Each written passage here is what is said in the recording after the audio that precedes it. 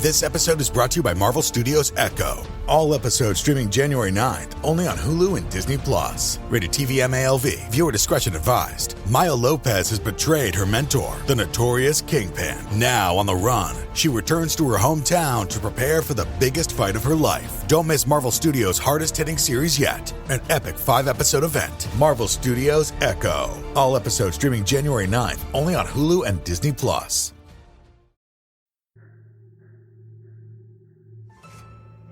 Hello, and welcome to Scare You to Sleep.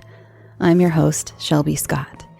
I hope you all had a great week. If not, then I have something really nice for you this week. I've been wanting to do this story for a while now, like quite a while now, but I wanted to wait for it to get nice and wintry because it has a gorgeous snowy setting at a creepy but beautiful manner, and it finally feels like just the right time. This story was first published in 1852 in Charles Dickens' weekly periodical called Household Words in the Christmas issue titled A Round of Stories by the Christmas Fire. The author, Elizabeth Gaskell, had written it on an invitation from Mr. Dickens himself. He was a fan of her work. She had written for him before, though they were known to argue a bit over story structure. In fact, this very story was debated through 6 letters exchanged by the two. Dickens didn't like Gaskell's original ending, suggesting it weakened the terror, though he said it was a very fine ghost story indeed, nobly told and wonderfully managed. Unfortunately, those letters were lost to time, and we will never know what Elizabeth's original ending was. However, we do know what Dickens suggested as what he called a very terrific end. She didn't take his advice, and I won't give you any spoilers, so after the story, I'll tell you how Dickens thought she should have ended it. You can decide who you thought was right. Without further ado, I give you The Old Nurse's Story by Elizabeth Gaskell.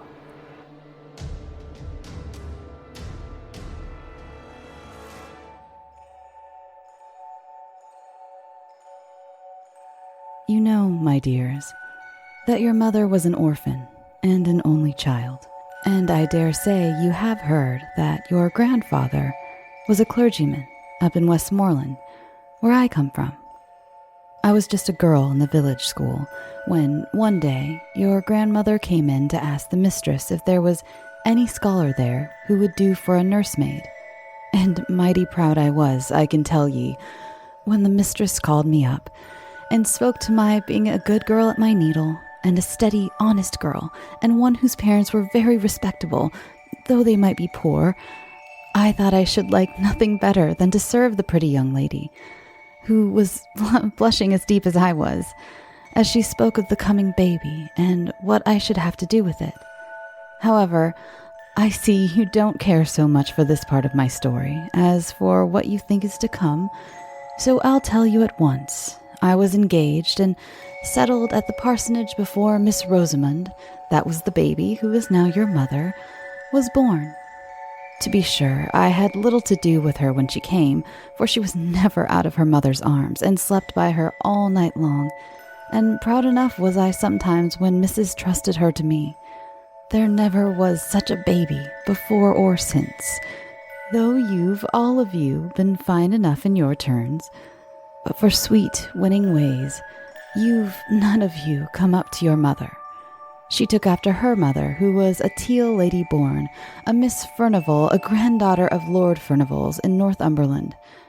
I believe she had neither brother nor sister, and had been brought up in the Lord's family till she married your grandfather, who was just a curate, son to a shopkeeper in Carlisle, but a clever, fine gentleman as ever was, and one who was a right-down hard worker in his parish, which was very wide and scattered all abroad over the Westmoreland fells. When your mother, little Miss Rosamond, was about 4 or 5 years old, both her parents died in a fortnight, one after the other. Oh, that was a sad time. My pretty young mistress and me was looking for another baby when my master came home from one of his long rides, wet and tired, and took the fever he died of. And then she never held up her head again. but lived just to see her dead baby and have it laid on her breast before she sighed away her life. My mistress had asked me, on her deathbed, never to leave Miss Rosamond, but if she had never spoken a word, I would have gone with the little child to the end of the world. The next thing, and before we well stilled our sobs, the executors and guardians came to settle affairs. They were my poor young mistress's own cousin, Lord Furnival, and Mr. Esthwaite, my master's brother, a shopkeeper in Manchester, not so well-to-do then as he was afterwards, and with a large family rising about him. Well, I don't know if it was their settling or because of a letter my mistress wrote on her deathbed to her cousin, my lord, but somehow it was settled that Miss Rosamond and me were to go to Furnival Manor House in Northumberland, and my lord spoke as if it had been her mother's wish that she should live with his family, and as if he had no objections, for that one or two, more or less, could make no difference in so grand a household. So, though that was not the way in which I should have wished the coming of my bright and pretty pet to have been looked at, who was like a sunbeam in any family, be it never so grand, I was well pleased that all the folks in the Dale should stare and admire when they heard I was going to be a young lady's maid at my Lord Furnival's at Furnival Manor. But I made a mistake in thinking we were to go and live where my lord did. It turned out that the family had left Furnival House 50 years or more. I could not hear that my poor young mistress had ever been there, though she had been brought up in the family, and I was sorry for that. For I should have liked Miss Rosamond's youth to have passed where her mother's had. My lord's gentleman, from whom I asked as many questions as I durst, said that the manor house was at the foot of the Cumberland Fells, and a very grand place, that an old Miss Furnival, a great-aunt of my lord's, lived there with only a few servants, but that it was a very healthy place, and my lord had thought it would suit Miss Rosamond very well for a few years, and that her being there might perhaps amuse his old aunt. I was bidden by my lord to have Miss Rosamond's things ready by a certain day. He was a stern, proud man, as they say all the Lords Furnival were, and he never spoke a word more than was necessary. Folk did say that he had loved my young mistress, but that, because she knew that his father would object, she would never listen to him, and married Esthwaite. But I don't know. He never married at any rate. He never took much notice of Miss Rosamond, which I thought he might have done if he had cared for her dead mother. He sent his gentleman with us to the manor house, telling him to join him at Newcastle that same evening. So there was no great length of time for him to make us known to all the strangers before he too shook us off, and we were left, two lonely young things. I was not 18, in the great old manor house. Hey there, it's the new year. You've got mood boards and resolutions, and work is back in full swing, and you don't need any extra stress in your life. And Factor's ready-to-eat meal delivery takes the stress out of meal planning and sets you up for success in the new year. Skip the grocery stores, prep work, and cooking fatigue. Instead, get chef-crafted, dietitian-approved meals delivered right to your door, with over 35 meals to choose from per week, including options like keto, calorie smart, vegan plus veggie, and more. Plus over 55 weekly add-ons. You'll have a ton of nutritious and flavorful options to kickstart your resolutions. Forget frantic lunch preps and rush dinners. Factor's 2-minute meals are your secret weapon in the new year. Fuel up fast with restaurant-quality meals, all delivered right to your door. Factor now offers loads of snack options like breakfast, smoothies, juices, snacks, and more to keep me going no matter what's on the schedule. schedule. Skip the overpriced takeout trap. Factor is cheaper and way more delicious than takeout. Get chef-crafted, restaurant-quality meals delivered right to your door. They are ready to heat and eat in just 2 minutes, which means more time for you. Need a special occasion meal? Gourmet Plus is the perfect solution if you're looking for fast, upscale options done easily. When things get hectic, Factor is flexible. Change up your order every week with plans from 4 to 18 meals per week. Or pause or reschedule your deliveries anytime. Stress less over meal times in the new year. Factor's no prep, no mess meals free up time otherwise spent on shopping, cooking, and cleanup. No more wasting time in the kitchen. Not only does Factor offer fast, simple solutions when I'm too busy to cook, they also help me stay on top of my goals. With offerings like Protein Plus and Keto, I can stay on track. This is definitely going to come in handy for my New Year's goals. Factor has everything I need for a week of flavorful, nutritious eats. In addition to ready-to-eat meals, they have cold-pressed juices, smoothies, energy bites, extra protein, veggie sides, and more to keep me energized during frantic times. Head to factormeals.com/scareyoutosleep50 and use code SCAREYOUTOSLEEP50 to get 50% off. That's code SCAREYOUTOSLEEP50 at factormeals.com. It seems like yesterday that we drove there. We had left our own dear parsonage very early, and we had both cried as if our hearts would break. Though we were traveling in my lord's carriage, which I thought so much of once, and now it was long past noon on a September day, and we stopped to change horses for the last time at a little smoky town, all full of colliers and miners.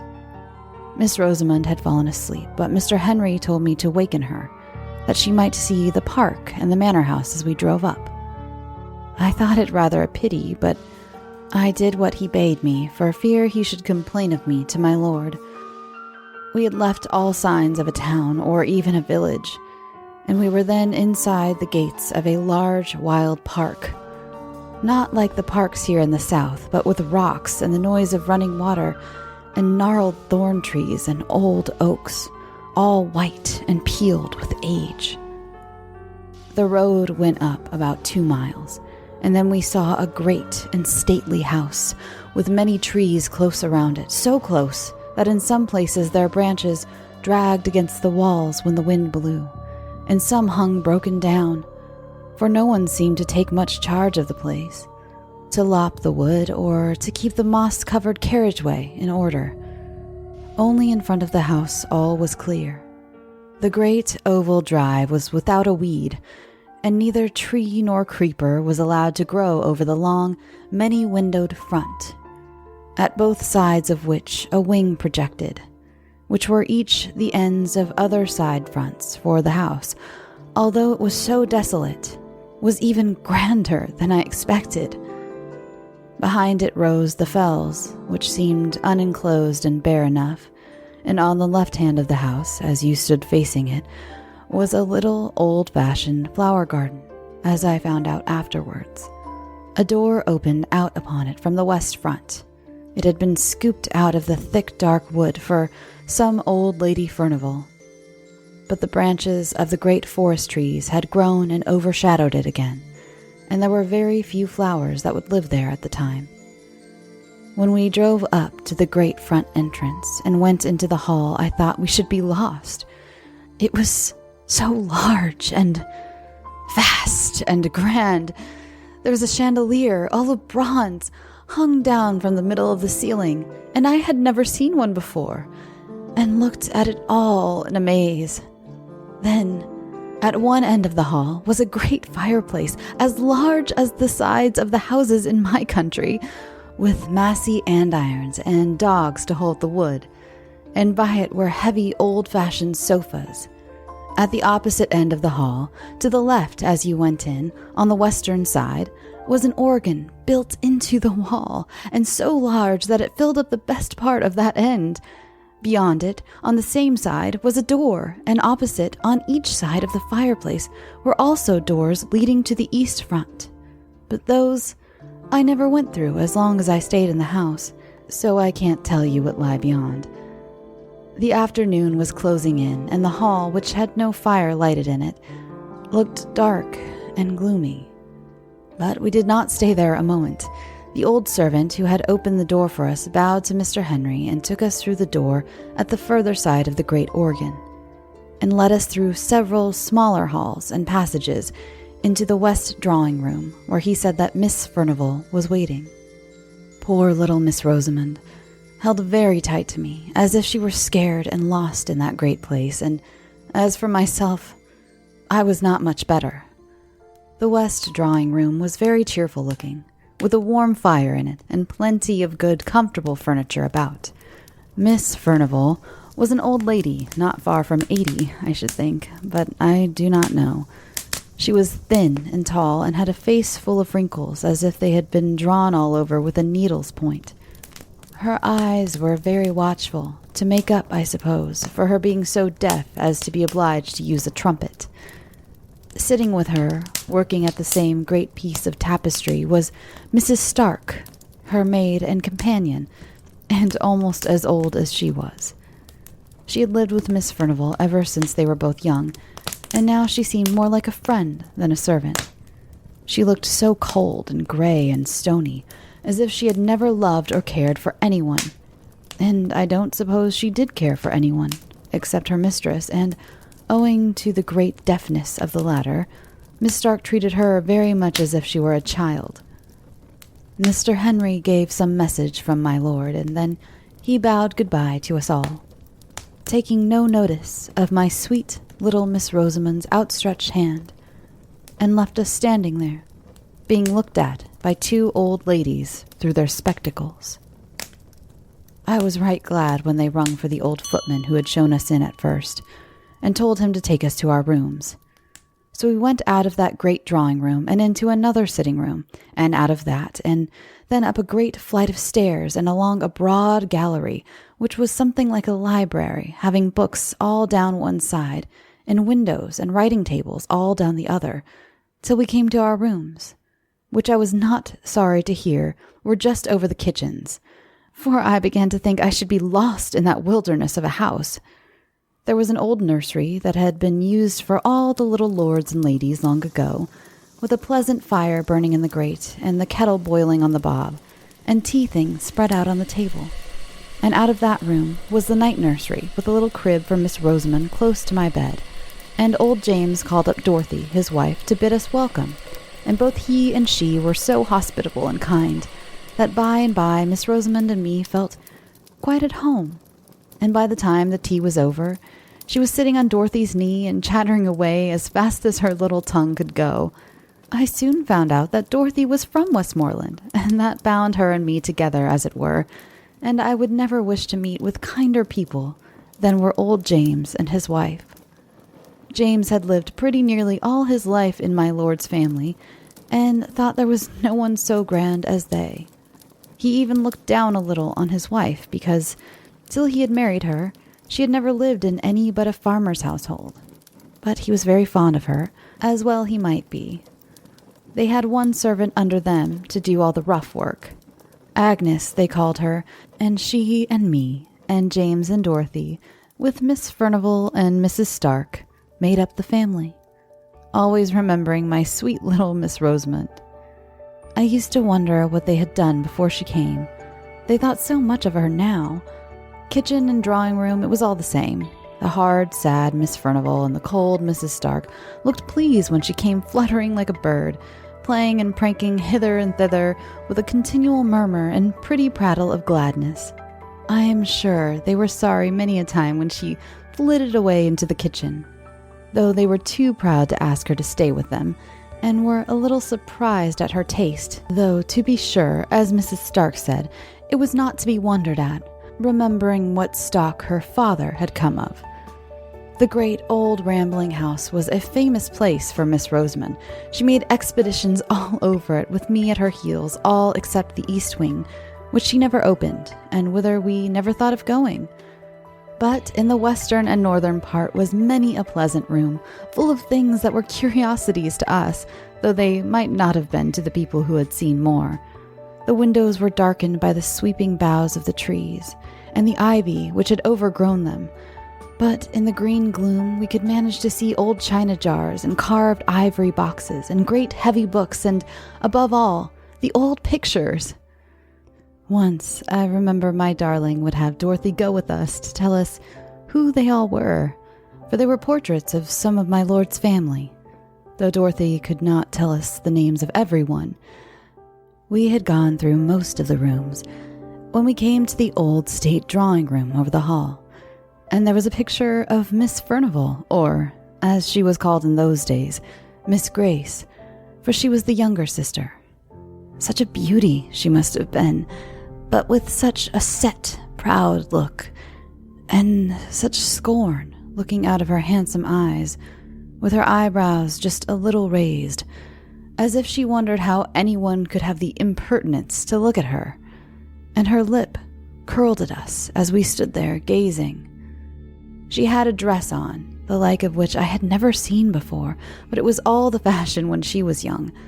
A hat of some soft white stuff like beaver, pulled a little over her brows, and a beautiful plume of feathers sweeping round it on one side, and her gown of blue satin was open in front to a quilted white stomacher. "Well, to be sure," said I, when I had gazed my fill. "Flesh is grass, they do say, but who would have thought that Miss Furnival had been such an out-and-out beauty to see her now?" "Yes," said Dorothy, "folks change, sadly. But if what my master's father used to say was true, Miss Furnival, the elder sister, was handsomer than Miss Grace. Her picture is here somewhere, but if I show it to you, you must never let on, even to James, that you have seen it. Can the little lady hold her tongue, you think?" asked she. I was not so sure, for she was such a little, sweet, bold, open-spoken child, so I set her to hide herself, and then I helped Dorothy to turn a great picture that leaned with its face towards the wall and was not hung up as the others were. To be sure, it beat Miss Grace for beauty, and I think for scornful pride, too, though in that matter it might be hard to choose. I could have looked at it an hour, but Dorothy seemed half frightened at having shown it to me, and hurried it back again, and bade me run and find Miss Rosamond, for that there were some ugly places about the house, where she should like ill for the child to go. I was a brave, high-spirited girl, and thought little of what the old woman said, for I liked hide-and-seek as well as any child in the parish, so off I ran to find my little one. As winter drew on, and the days grew shorter, I was sometimes almost certain that I heard a noise, as if someone was playing on the great organ in the hall. I did not hear it every evening, but certainly I did very often, usually when I was sitting with Miss Rosamond after I had put her to bed, and keeping quite still and silent in the bedroom. Then I used to hear it booming and swelling away in the distance. The first night, when I went down to my supper, I asked Dorothy who had been playing music, and James said very shortly that I was a gowk to take the wind soughing among the trees for music. But I saw Dorothy look at him very fearfully, and Agnes, the kitchen maid, said something beneath her breath, and went quite white. I saw they did not like my question, so I held my peace till I was with Dorothy alone, when I knew I could get a good deal out of her. So, the next day, I watched my time, and I coaxed and asked her who it was that played the organ. For I knew it was the organ and not the wind well enough. For all, I had kept silence before James. But Dorothy had had her lesson, I'll warrant, and never a word could I get from her. So, then I tried Agnes, though I had always held my head rather above her, as I was even to James and Dorothy, and she was little better than their servant. So she said I must never tell, and if I ever told, I was never to say she had told me. But it was a very strange noise, and she had heard it many a time. But most of all, on winter nights, and before storms, and folks did say it was the old Lord playing on the great organ in the hall, just as he used to do when he was alive. But who the old Lord was, or why he played, and why he played on stormy winter evenings in particular, she either could not or would not tell me. Well, I told you I had a brave heart, and I thought it was rather pleasant to have that grand music rolling about the house. Let who would be the player, for now it rose above the great gusts of wind, and wailed and triumphed just like a living creature. And then it fell to a softness most complete. Only it was always music and tunes, so it was nonsense to call it the wind. I had thought at first that it might be Miss Furnival who played, unknown to Agnes. But one day, when I was in the hall by myself, I opened the organ and peeped all about it and around it, as I had done to the organ in Crosswaite Church once before. And I saw it was all broken and destroyed inside, though it looked so brave and fine. And then, though it was noonday, my flesh began to creep a little, and I shut it up and ran away pretty quickly to my own bright nursery, and I did not like hearing the music for some time after that, any more than James and Dorothy did. All this time, Miss Rosamond was making herself more and more beloved. The old ladies liked her to dine with them at their early dinner. James stood behind Miss Furnival's chair, and I behind Miss Rosamond's, all in state, and after dinner she would play about in a corner of the great drawing-room, as still as any mouse, while Miss Furnival slept, and I had my dinner in the kitchen.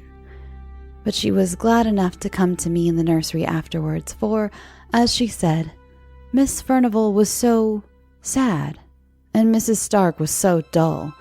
But she and I were merry enough, and by I got not to care for that weird rolling music, which did one no harm, if we did not know where it came from. That winter was very cold. In the middle of October, the frosts began, and lasted many, many weeks. I remember one day at dinner, Miss Furnival lifted up her sad, heavy eyes and said to Mrs. Stark, "I am afraid we shall have a terrible winter," in a strange kind of meaning way. But Mrs. Stark pretended not to hear, and talked very loud of something else. My little lady and I did not care for the frost, not we. As long as it was dry, we climbed up the steep brows behind the house, and went up on the fells, which were bleak and bare enough, and there we ran races in the fresh, sharp air, and once we came down by a new path that took us past the 2 old, gnarled holly trees, which grew about halfway down by the east side of the house. But the days grew shorter and shorter, and the old Lord, if it was he, played away more and more stormily and sadly on the great organ. One Sunday afternoon, it must have been towards the end of November, I asked Dorothy to take charge of little Missy when she came out of the drawing-room, after Miss Furnival had had her nap, for it was too cold to take her with me to church, and yet I wanted to go, and Dorothy was glad enough to promise, and was so fond of the child that all seemed well, and Agnes and I set off very briskly, though the sky hung heavy and black over the white earth, as if the night had never fully gone away, and the air, though still, was very biting and keen. "We shall have a fall of snow," said Agnes to me. And sure enough, even while we were in church, it came down thick, in great large flakes, so thick it almost darkened the windows. It had stopped snowing before we came out, but it lay soft, thick, and deep beneath our feet as we tramped home. Before we got to the hall, the moon rose, and I think it was lighter then, what with the moon and what with the white dazzling snow, than it had been when we went to church between 2 and 3 o'clock. I have not told you that Miss Furnival and Mrs. Stark never went to church. They used to read the prayers together in their quiet, gloomy way. They seemed to feel the Sunday was very long without their tapestry work to be busy at.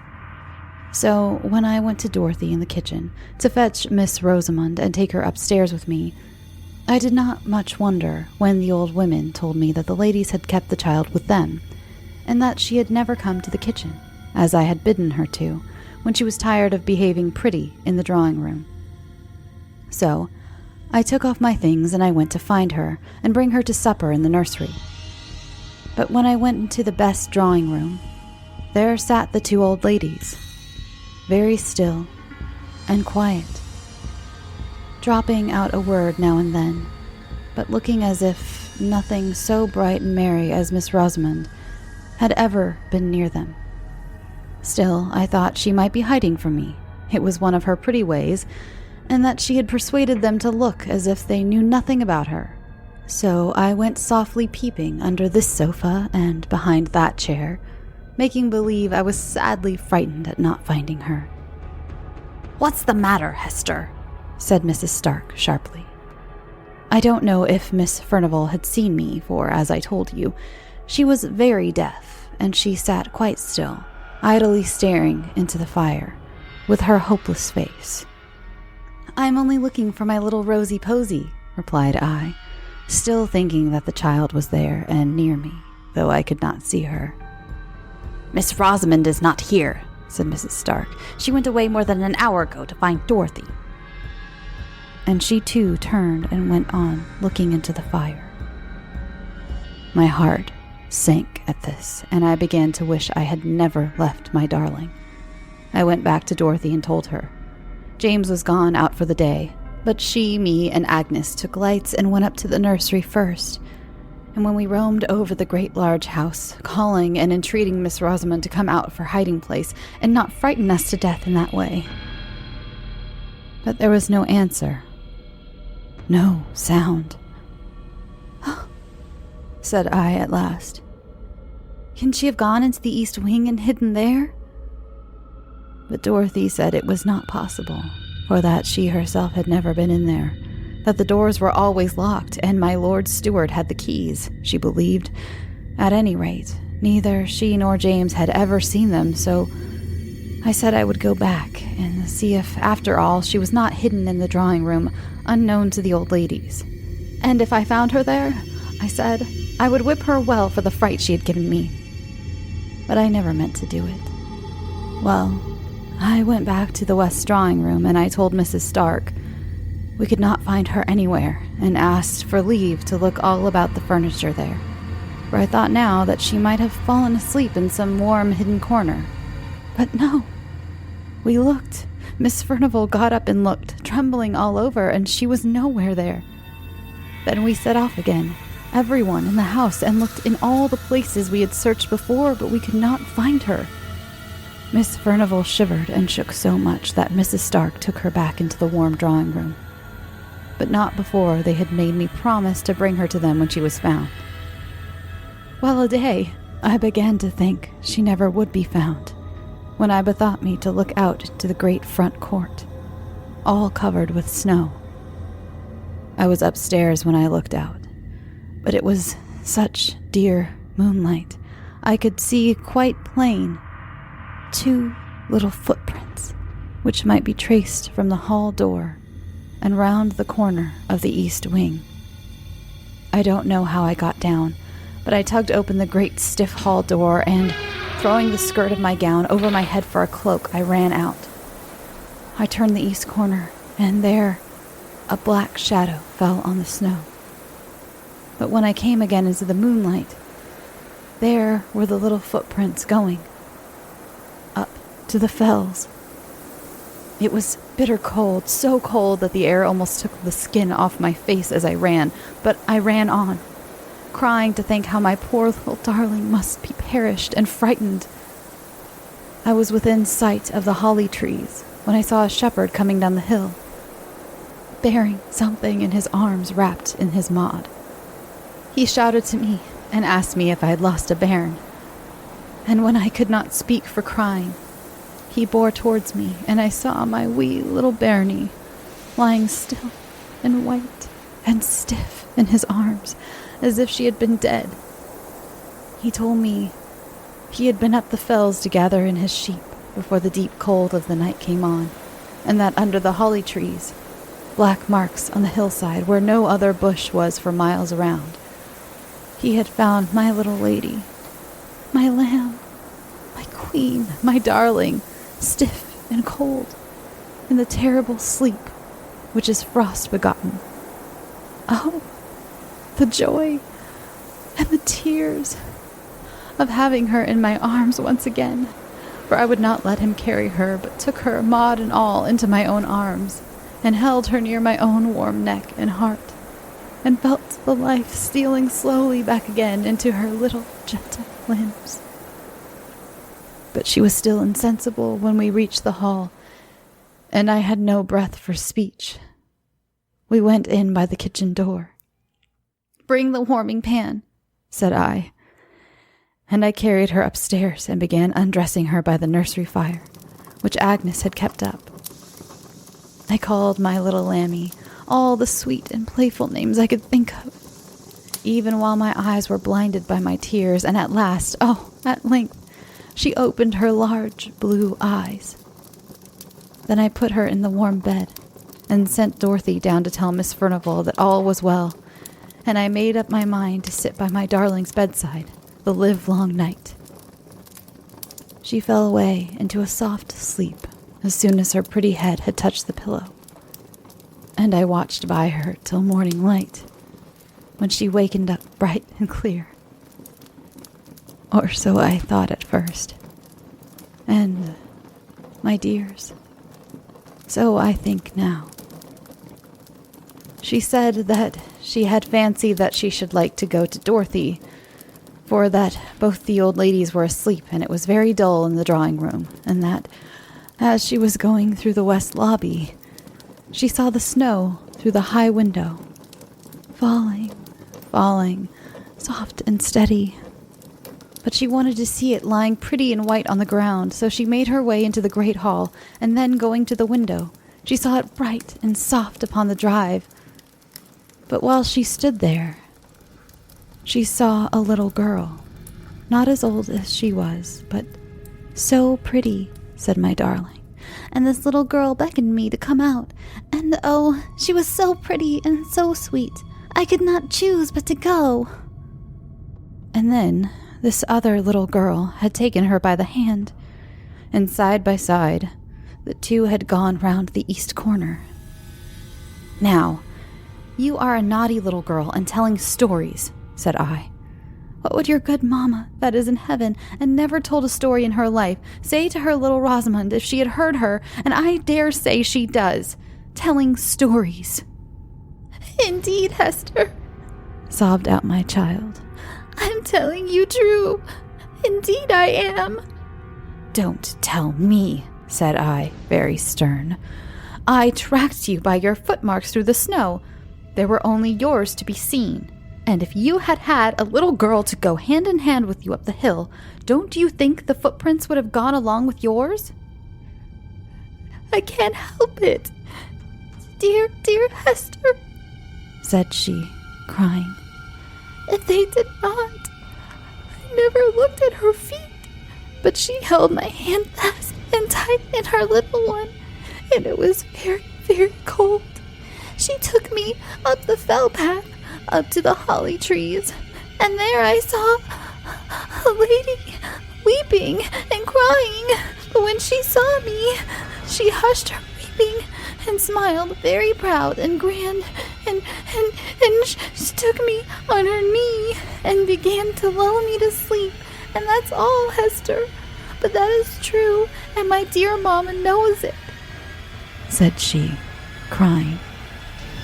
So I thought the child was in a fever, and pretended to believe her, as she went over her story, over and over again, and always the same.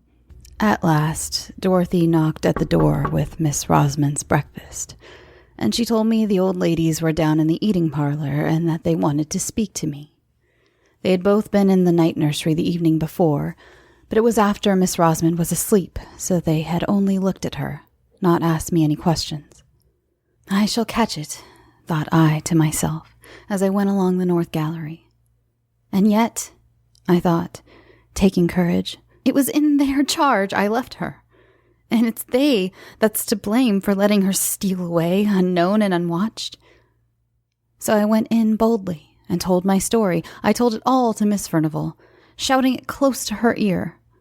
But when I came to the mention of the other little girl, out in the snow, coaxing and tempting her out, and her up to the grand and beautiful lady by the holly tree, she threw her arms up, her old and withered arms, and cried aloud, "Oh, heaven, forgive, have mercy."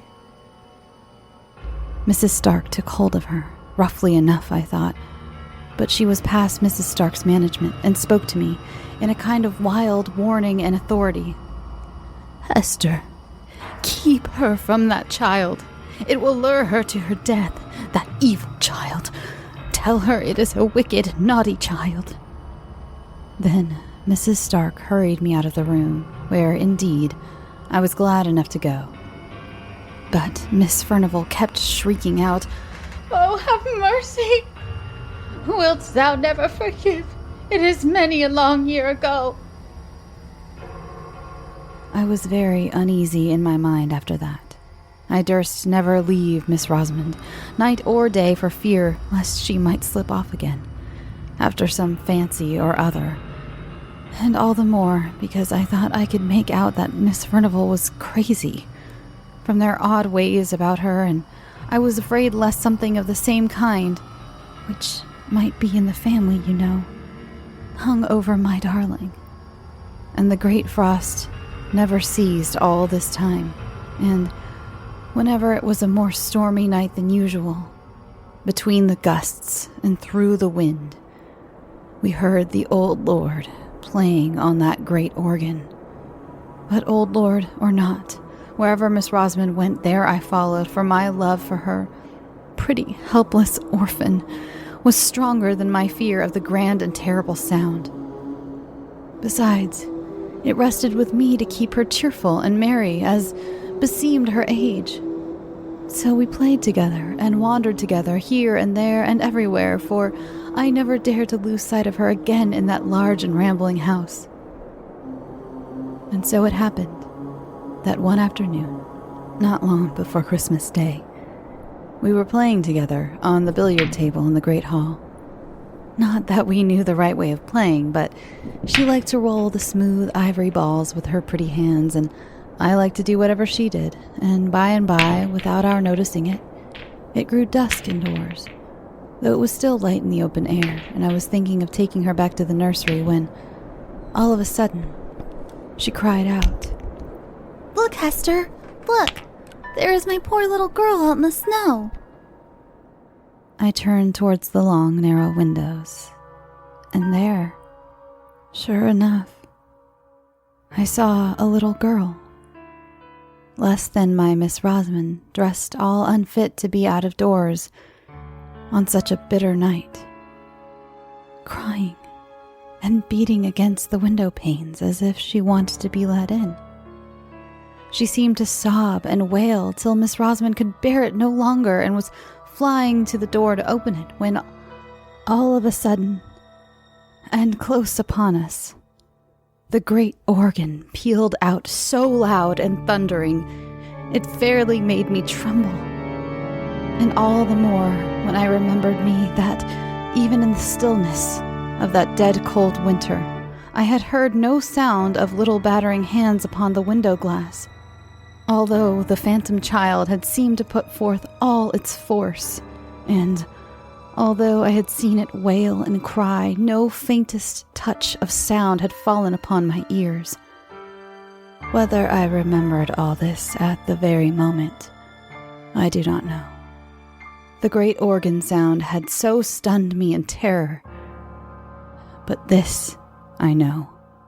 I caught up Miss Rosamond before she got the hall door opened, and clutched her and carried her away, kicking and screaming, into the large, bright kitchen, where Dorothy and Agnes were busy with their mince pies.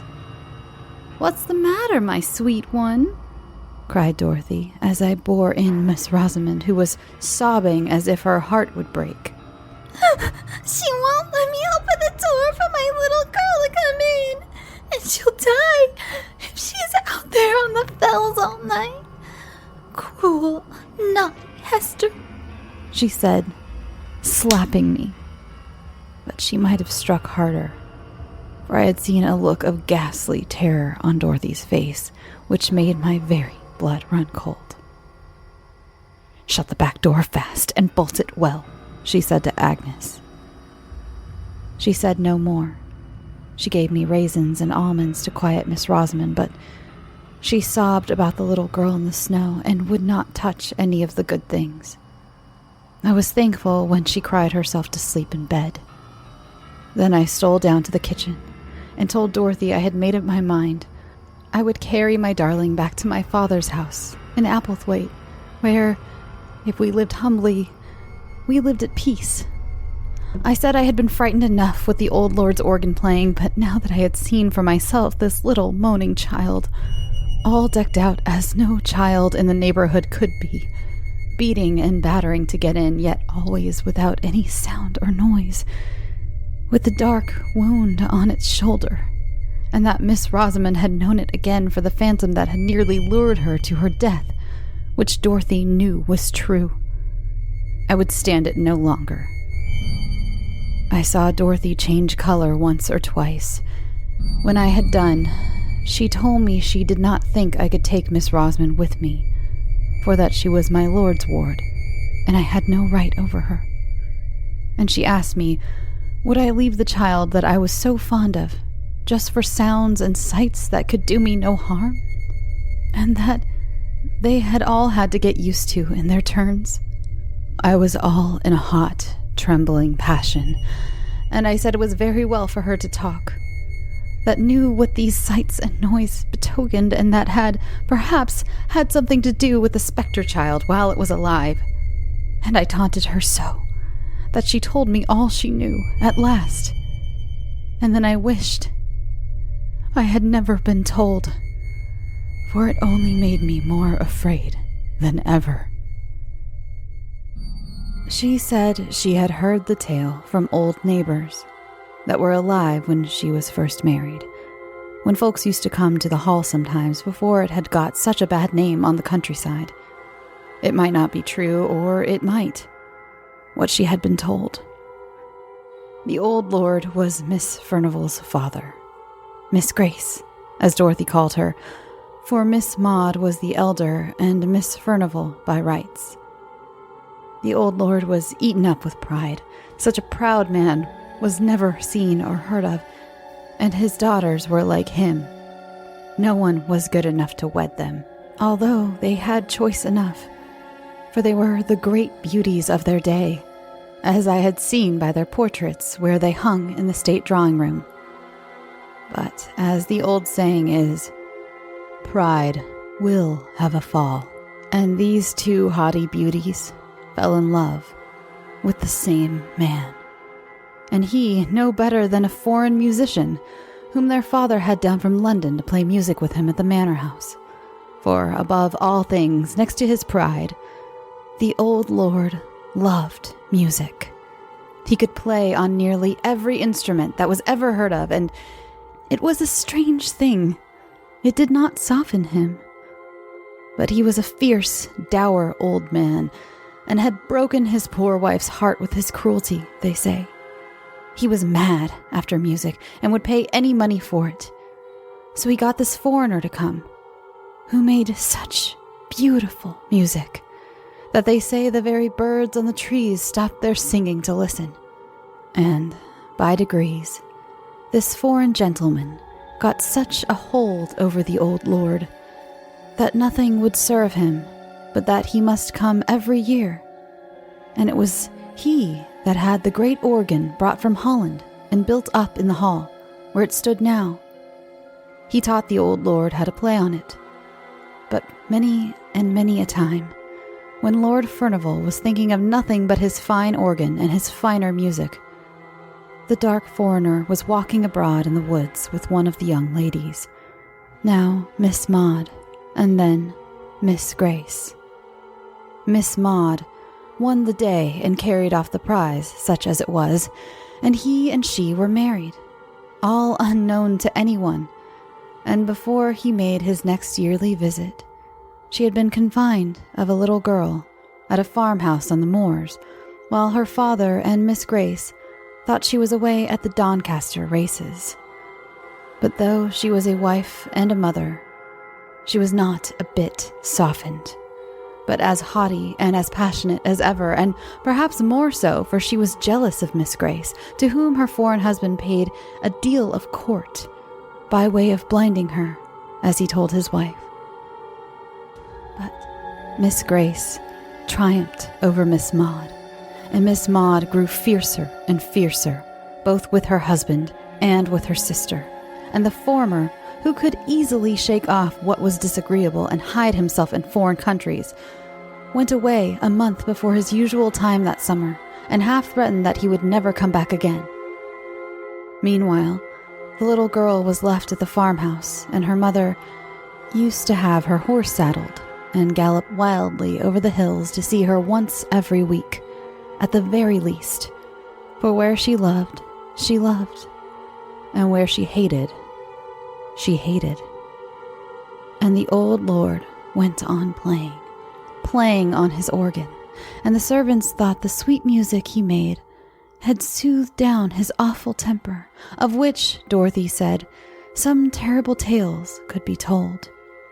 He grew infirm, too, and had to walk with a crutch, and his son, that was the present Lord Furnival's father, was with the army in America, and the other son at sea. So, Miss Maud had it pretty much her own way, and she and Miss Grace grew colder and bitterer to each other every day, till at last they hardly ever spoke, except when the old lord was by. The foreign musician came again the next summer, but it was for the last time, for they had led him such a life with their jealousy and their passions that he grew weary and went away, and never was heard of again. And Miss Maud, who had always meant to have her marriage acknowledged when her father should be dead, was left now, a deserted wife, whom nobody knew to have been married, with a child that she dared not own, although she loved it to distraction, living with a father whom she feared and a sister whom she hated. When the next summer passed over, and the dark foreigner never came, both Miss Maud and Miss Grace grew gloomy and sad. They had a haggard look about them, though they looked handsome as ever. But, by and by, Miss Maud brightened, for her father grew more and more infirm, and more than ever carried away by his music, and she and Miss Grace lived almost entirely apart, having separate rooms, the one on the west side, Miss Maud on the east, those very rooms which were now shut up.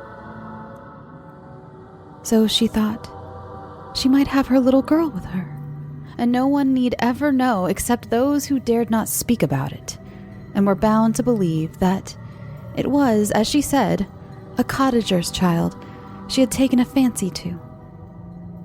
All this, Dorothy said, was pretty well known, but what came afterwards, no one knew, except Miss Grace and Mrs. Stark, who was even then her maid, and much more of a friend to her than ever her sister had been. But the servants supposed, from words that were dropped, that Miss Maud had triumphed over Miss Grace, and told her that all the time the dark foreigner had been mocking her with pretended love, he was her own husband. The color left Miss Grace's cheek and lips that very day, forever. And she was heard to say many a time that sooner or later she would have her revenge, and Mrs. Stark was forever spying about the east rooms.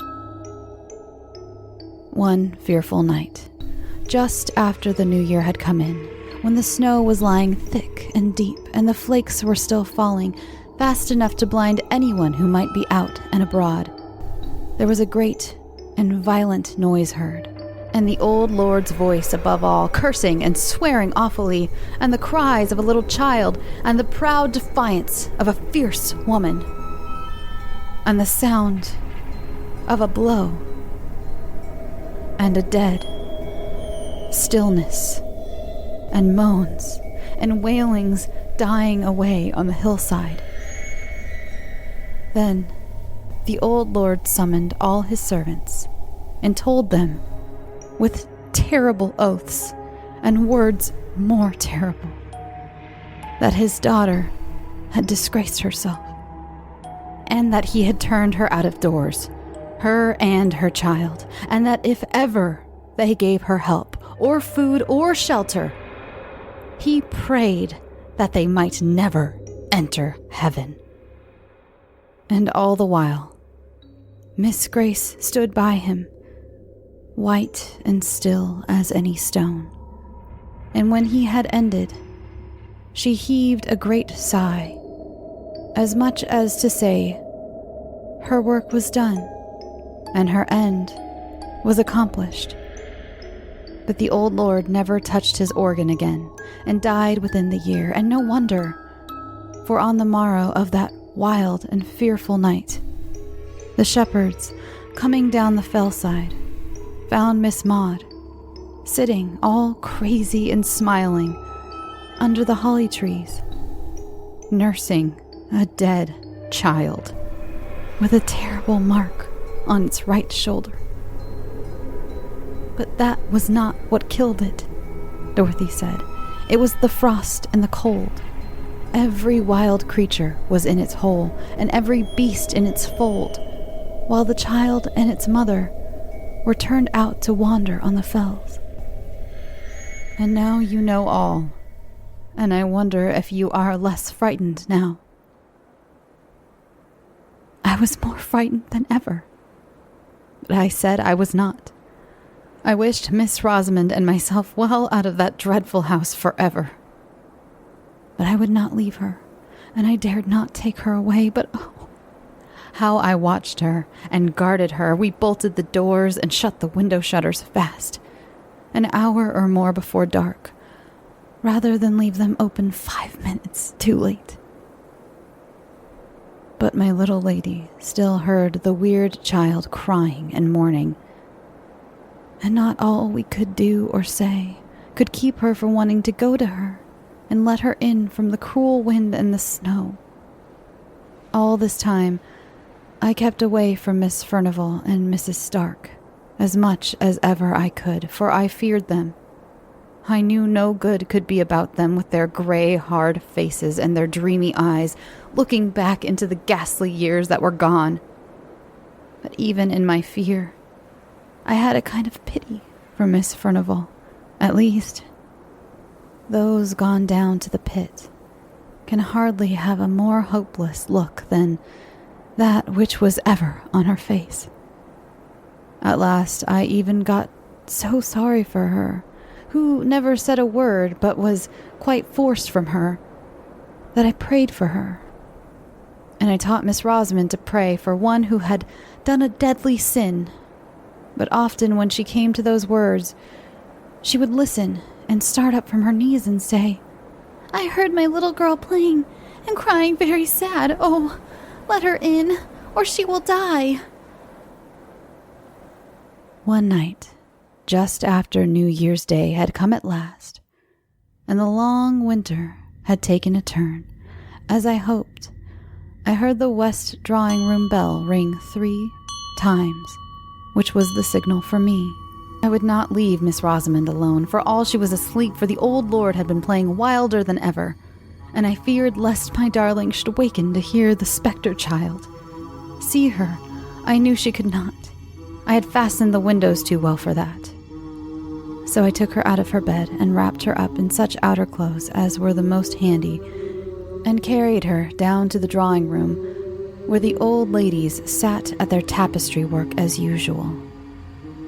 They looked up when I came in, and Mrs. Stark asked, quite astounded, why did I bring Miss Rosamond out of her warm bed?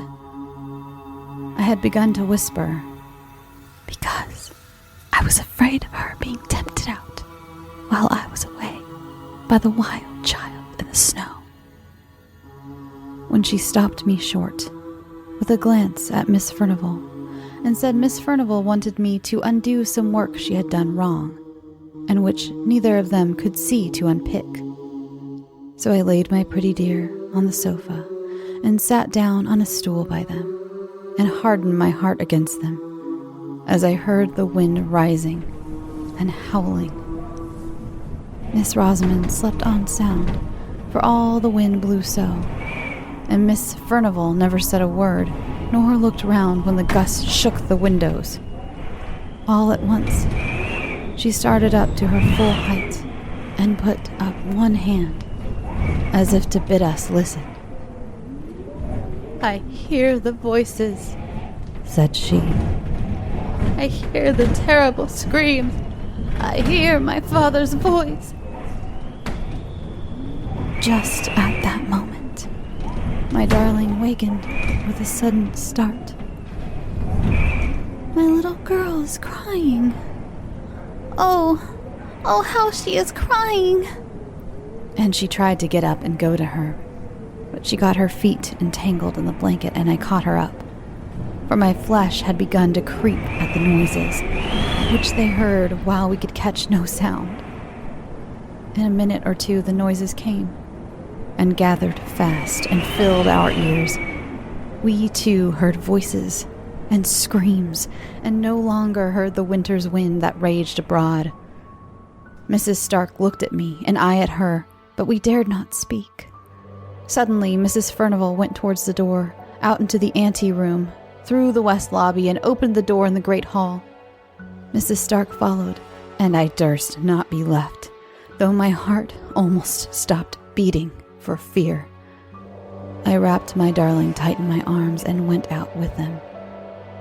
In the hall, the screams were louder than ever. They sounded to come from the east wing, nearer and nearer, close on the other side of the locked-up doors, close behind them. Then I noticed that the great bronze chandelier seemed all alight, though the hall was dim, and that a fire was blazing in the vast hearth-place, though it gave no heat, and I shuddered up with terror and folded my darling closer to me.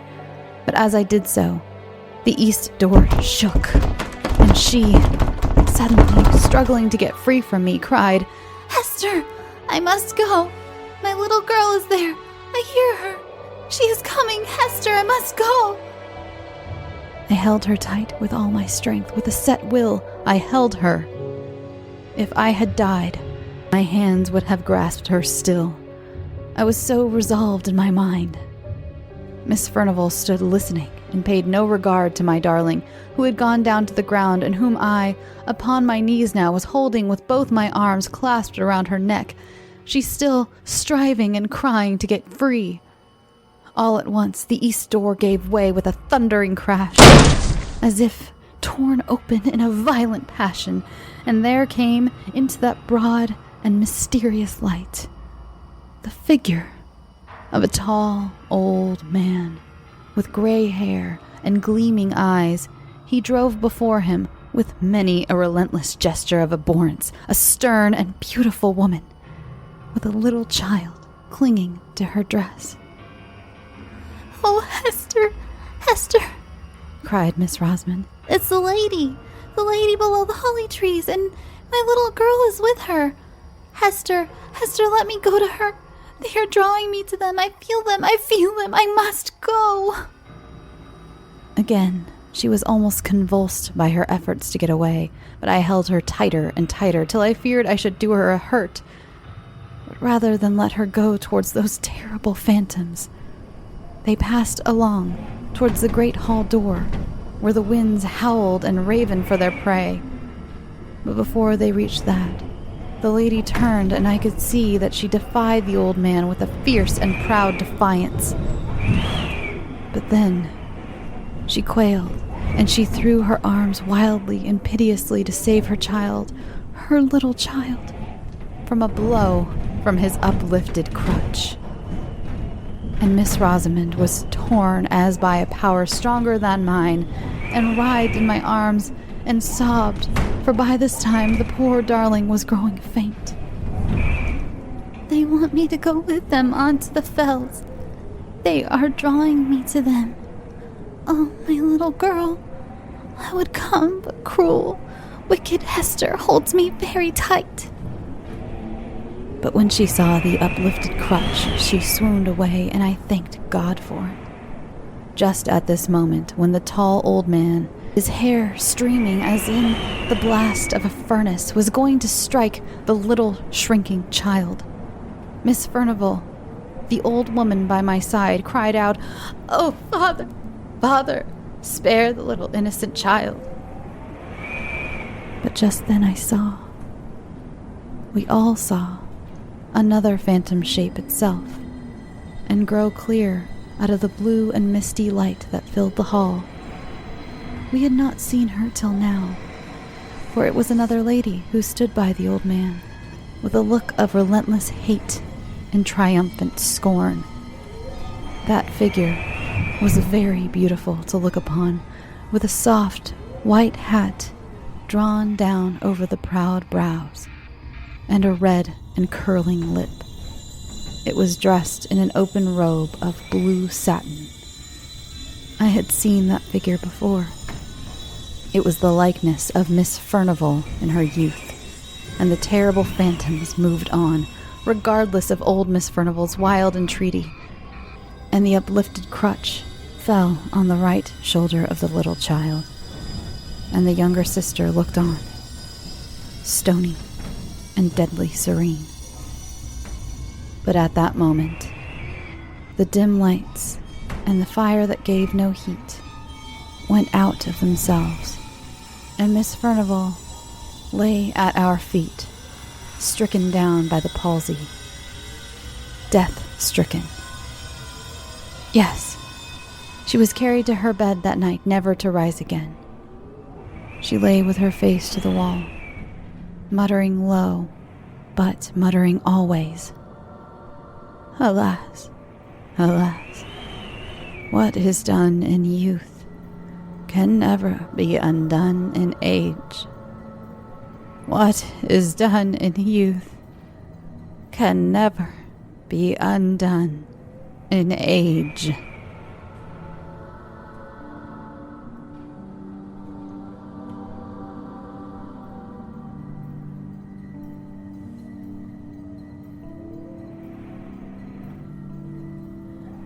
I hope you liked that story as much as I do. I seriously adore ghost stories at big, sprawling manors and families with a hidden secret. In fact, my favorite perfume in the whole world is called Wuthering Heights. It's by Hexanacht, if you haven't heard me talk about Hexanacht already enough. I'm going to put a link in the description because I haven't talked about it in a while. Hi, Caroline. Now, I promised you Mr. Dickens's ending to the story. His was that, in the climactic episode, everyone should hear the noises and see the ghost child, but that only Rosamond should see the other spectral figures, quote-unquote, crying out what it is she sees and describing the phantom child as showing it to her as it were. And thank you so much to encyclopedia.com for all of that snazzy info. Before we go, I want to thank my newest Patreon patrons. I really hope you're all enjoying the Frankenstein series as much as I've enjoyed recording it. It's really given me a new appreciation and understanding of this novel, and as well as Dr. Frankenstein himself. He's such an interesting character. I mean, go figure. It's been popular for hundreds of years. I was out of town last week, so I broke my weekly chapters streak, but I will be back at it this week, so no worries. And a huge thank you to Sue Howell, Garrett Ewing, Lauren St. Onge, Duncan, Angie Long, Elizabeth Dinal, Jane Steele, Doreen, Larissa Robideau, and Sissy Strange. Thank you all so much, sending you so much love and hugs or high fives or however it is you are comfortable receiving affection and adoration. I recently received a couple of true stories in my email. I don't have nearly enough to make a whole episode yet, and I know it's been quite a while since I've had a true stories episode, and I'd really love to do one again. So if you have a true scary story, be it ghosts, cryptids, or just scary people in general, or know someone who has a similar story, you can send it on over to scarytosleep@gmail.com. You can also keep sending in those fictional stories to be considered for the show. I just got a great Christmas themed one, so if you have any winter holiday themed stories, send them my way. Hanukkah, Kwanzaa, candle nights, whatever you celebrate and have turned into something scary, then I want it. Follow the show on all the social medias for updates and fun stuff. The Facebook group is the most poppin' if you happen to Facebook. If you could, I would super appreciate it if you would rate and review the show on Apple Podcasts.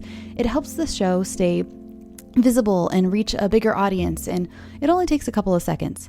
Before I did podcasts, I had no idea how important these ratings actually were and are, and I know all my favorite podcasters would ask me to please go rate and review, and now I really see how important they are, and I try to take the time to rate and review all of my favorites to give them a little boost. I think that's all for this week. Now, go get some sleep. Sweet dreams.